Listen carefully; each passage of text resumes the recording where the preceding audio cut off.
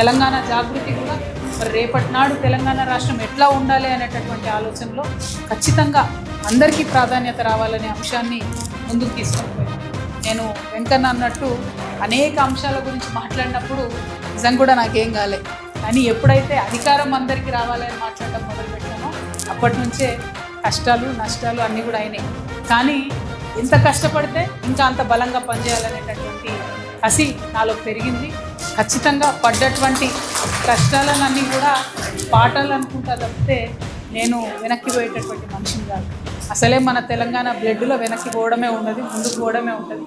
కాబట్టి ఖచ్చితంగా సామాజిక న్యాయం సాధించేంత వరకు ఏదైతే భౌగోళిక తెలంగాణ వచ్చిందో అది సక్సెస్ అయ్యి ప్రతి ఒక్కరికి న్యాయం జరిగేంత వరకు కూడా నేను పోరాటం చేయదలుచుకున్నాను. అందుకే వచ్చే ఈ నెల 25వ తారీఖు నాడు ఒక నూతన రాజకీయ శక్తిగా తెలంగాణ ప్రజలకు అండదండగా ఉండేలాగా తెలంగాణ ప్రాంతీయ తత్వాన్ని రంగరించుకొని సామాజిక కోణాన్ని సామాజిక న్యాయాన్ని అందరికి అందించే విధంగా ఒక పార్టీకి రూపకల్పన చేస్తూ ఉన్నాం.